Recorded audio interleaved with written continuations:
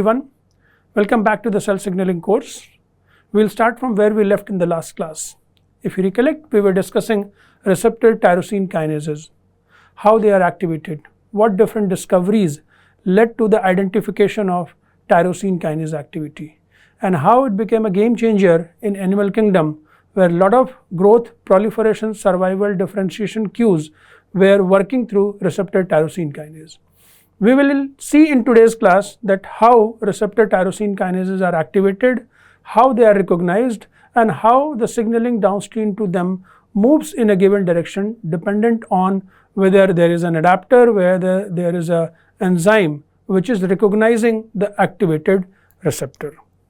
In general, what we have seen with other signaling pathways mediated by receptor serine-threonine kinase or histidine kinase, even in the receptor tyrosine kinase, we have the receptor which is available on the cell surface.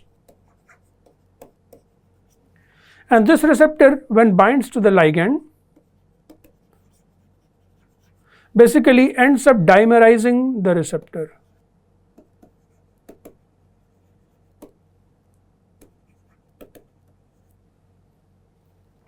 This dimerization in some sense activates the receptor and it undergoes something called trans-autophosphorylation. What is meant by this? In this dimer, this kinase domain activates the other receptor, and the kinase domain of other receptor activates the partner's tyrosine residue.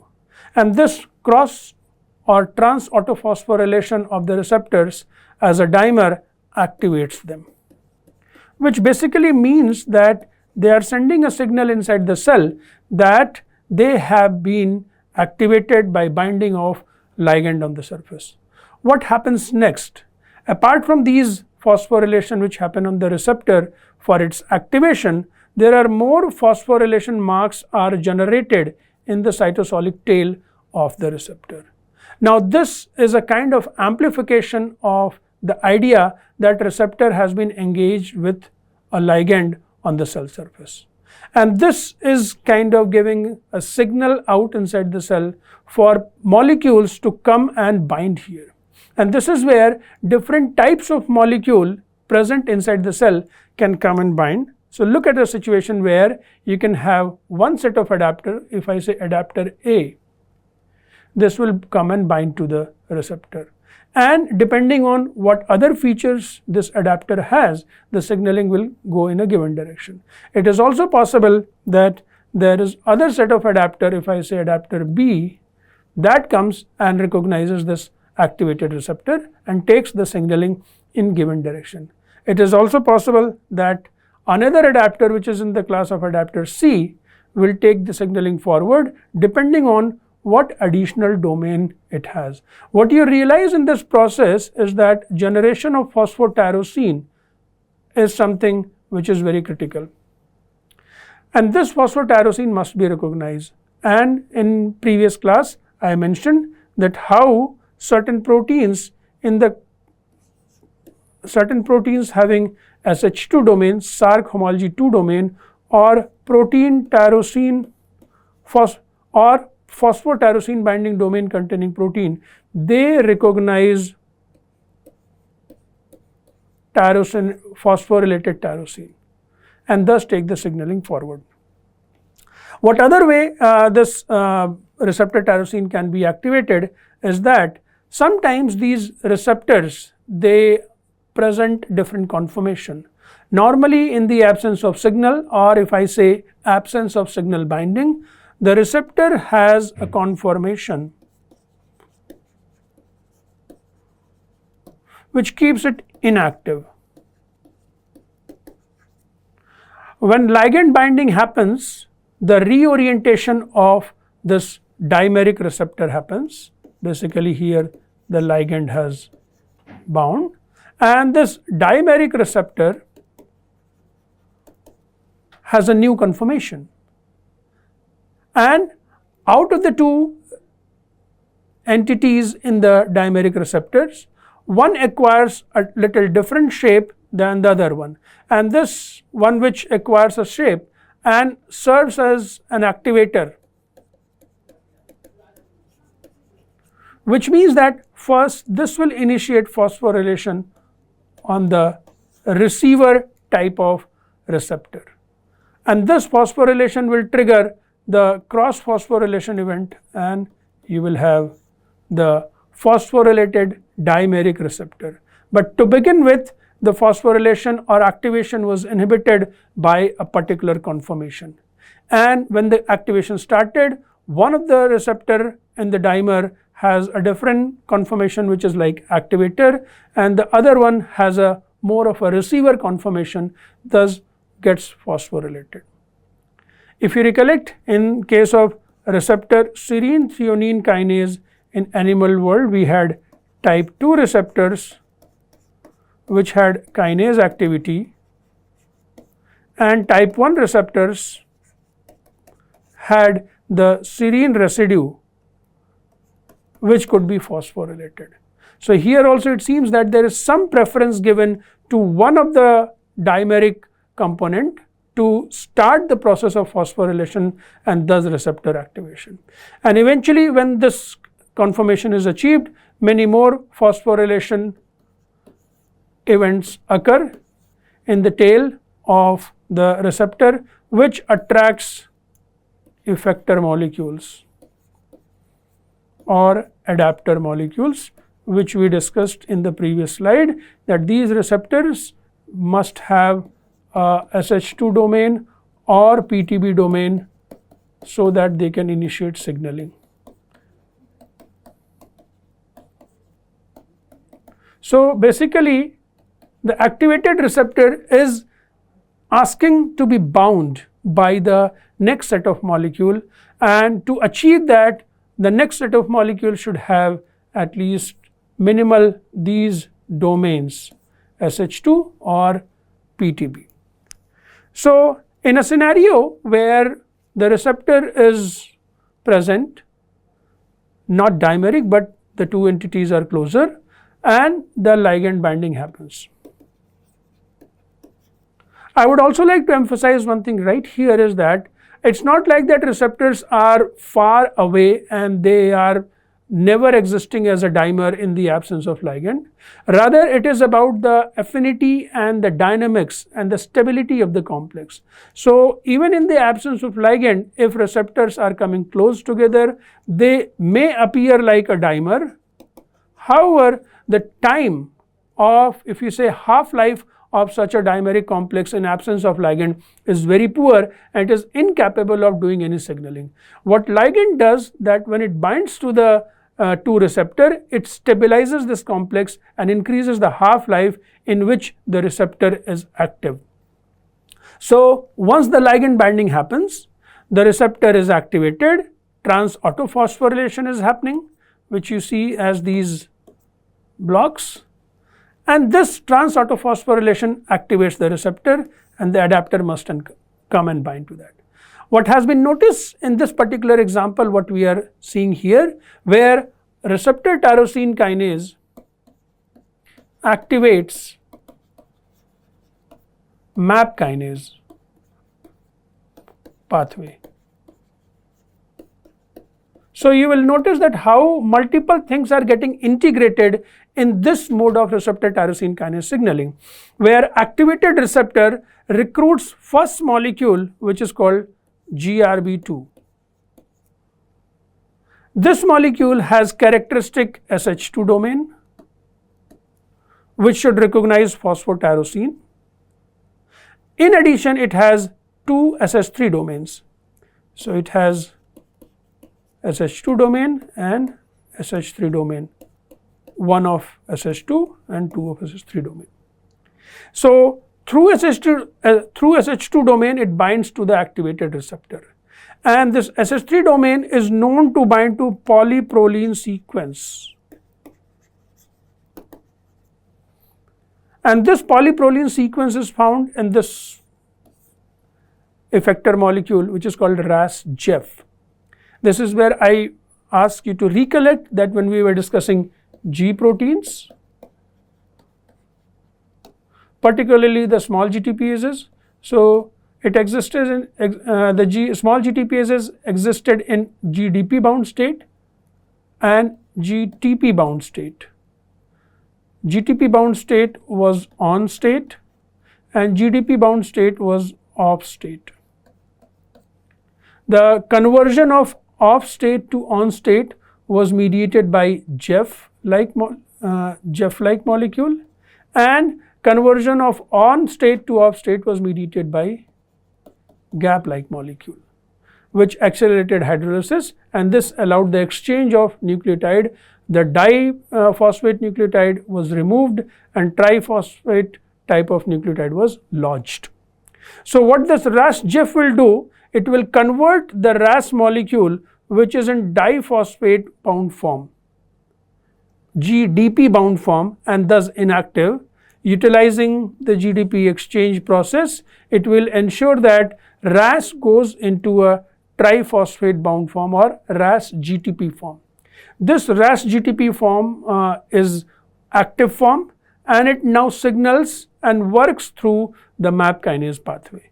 What basically happens here, this RAS will activate the first molecule of the pathway, if I write MAP3K, and then the cascade of phosphorylation event will go on, where it will converge to the MAP2K, then to the MAPK.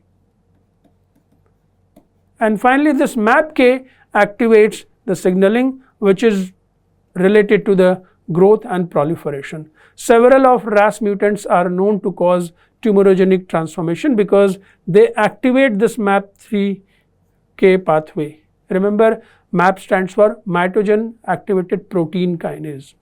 So when this pathway is activated, you will see changes which are reminiscent of uncontrolled growth seen in case of cancer.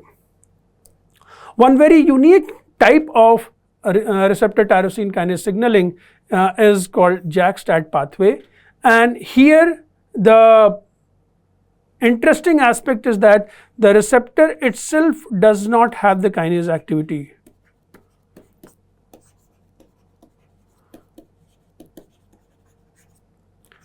Rather, it binds to a kinase, soluble kinase, which is like JAK. Soluble in the sense that it is not part of the receptor, but this is also tethered to the membrane so that it can remain in the close proximity of the receptor.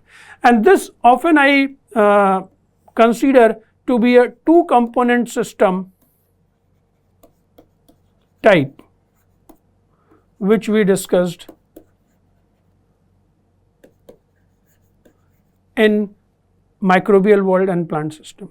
Remember, over there we needed a sensor kinase and we needed a response regulator. So here this receptor along with JAK kinase is your receptor kinase or sensor kinase, and the next set of molecule which are called STAT, that becomes your response regulator. So what happens here is that when JAK in association with receptor is stabilized by the presence of ligand, it activates the JAK molecule. This JAK molecule undergoes trans autophosphorylation, and now this JAK is further activated, which phosphorylates the receptor. Remember, when this phosphorylation event goes on, basically what is happening is that this is a transient control over the affinities of interaction shown between the two proteins. So a phosphorylated state could be preferred by one protein, whereas unphosphorylated state or non-phosphorylated state will be preferred by other protein. And if I talk in the context of same protein, a protein X will be binding to receptor Y when it is phosphorylated, and it will not bind to the receptor when the receptor is not phosphorylated. So there is a direct correlation between phosphorylation and binding of this effector molecule. So what you realize here is that because of the ligand binding, JAK activity, receptor is phosphorylated.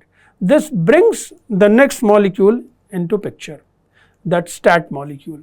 And the STAT molecule identifies this phosphotyrosine residue which is generated on the receptor.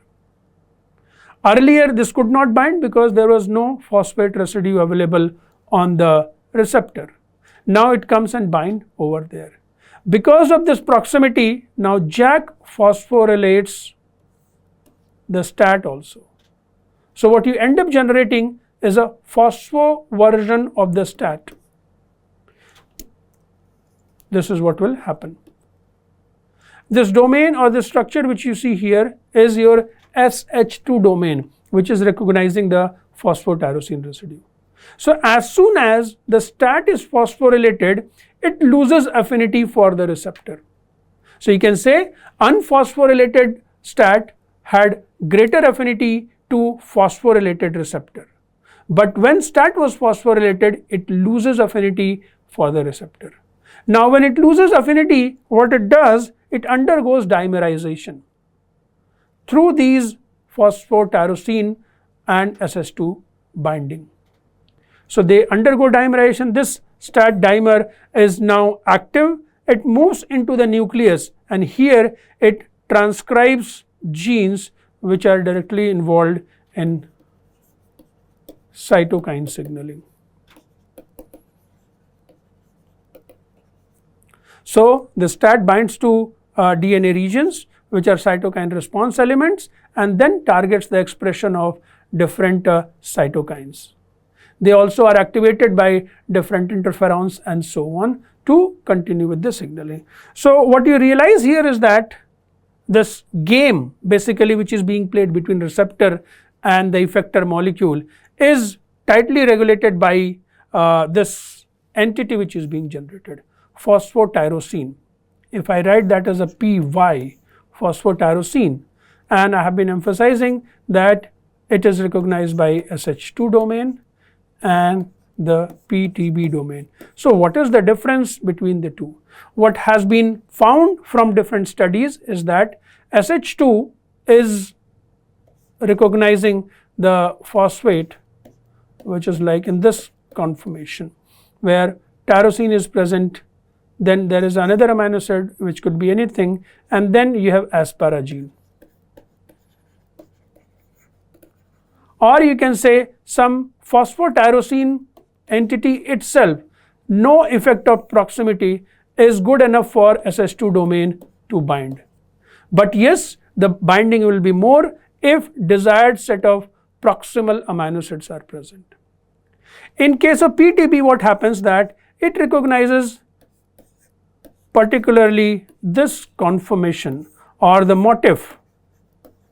If your tyrosine is present in this motif, it will be recognized by PTB. So what is possible with such a motif that it will be recognized by PTB as well as by SH2. But a motif like this cannot be recognized by PTB. So there is some exclusivity associated with PTB binding to the phosphotyrosine. This is where signaling will move in a given direction, where we know that molecules like we saw GRB2, it has SH2 domain and two SH3 domains. If you talk about a molecule called SHC, it has a PTB domain and it has a SH2 domain.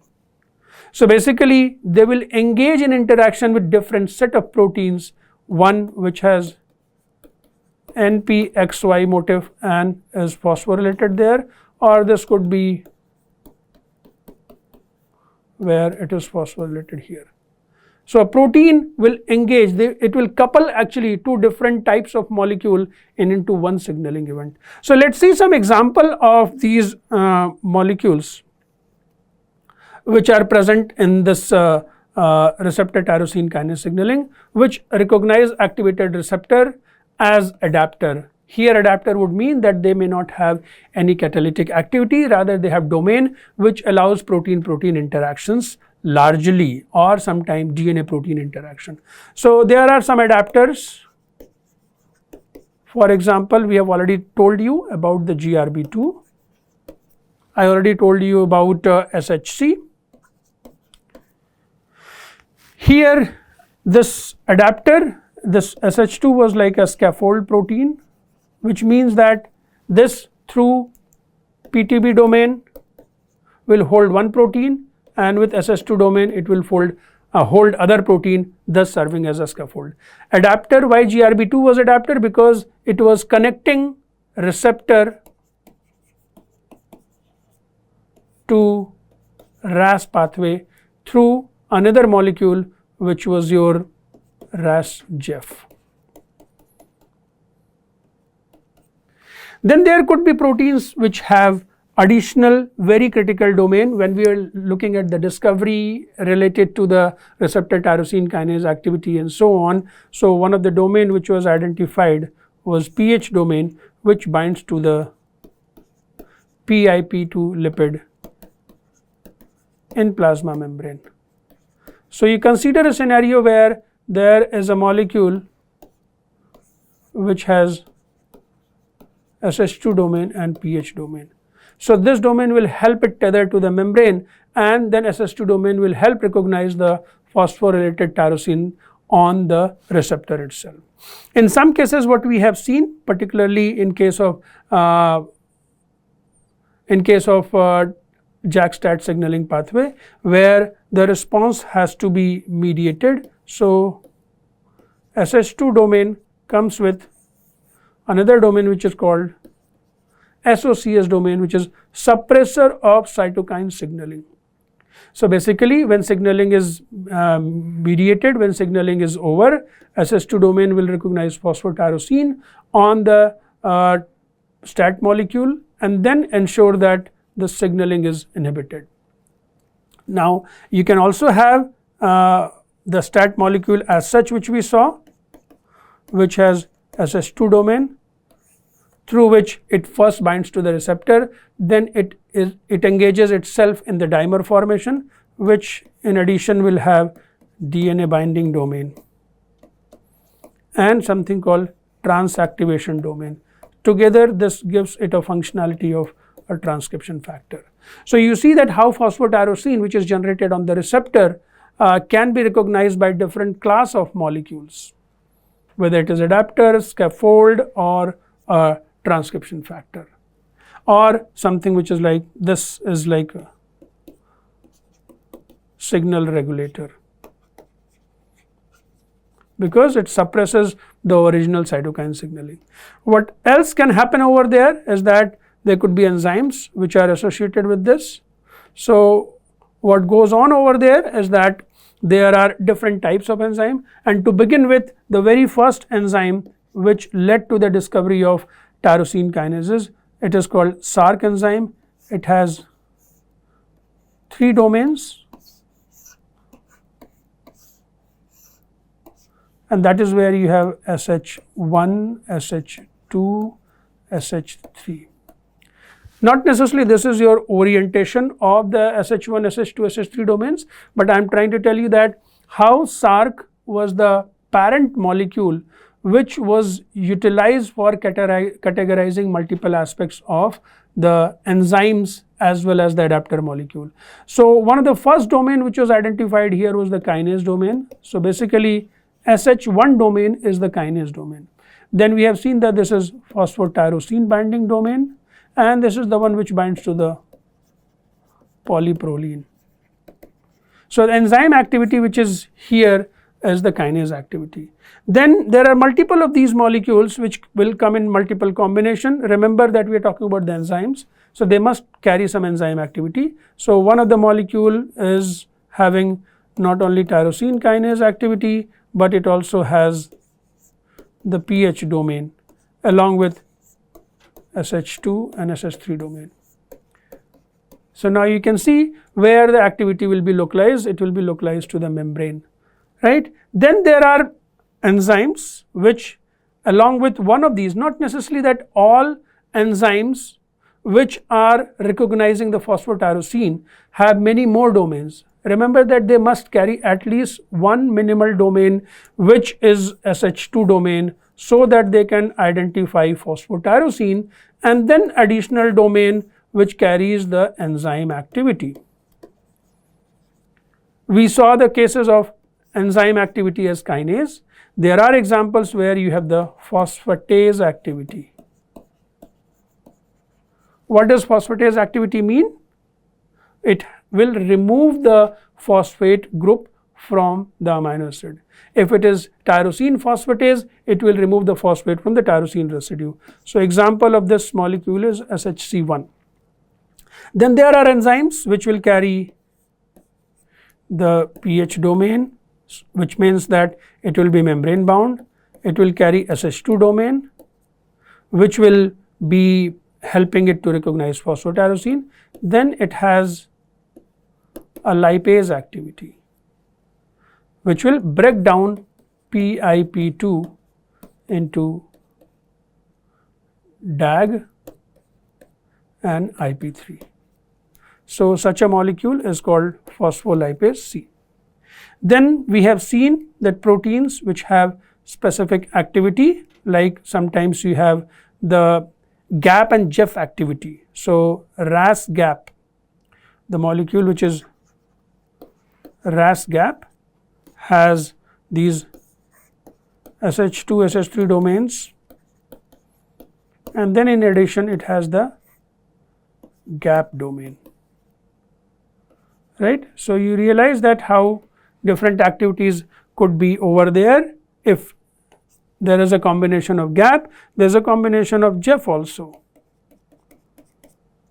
You also remember that this set of molecules were important for the migration as well. So, Rho-Jeff is involved in the cytoskeletal rearrangement. So, Jeff life activity will be there in this case. So, your adapter and enzyme molecules can come in multiple combination to give the desired outcome to this signaling which is happening in case of receptor tyrosine kinases. So, what we have understood in today's class is that receptor tyrosine kinases are activated by multiple different ways, but trans-autophosphorylation seems to be one primary step over there.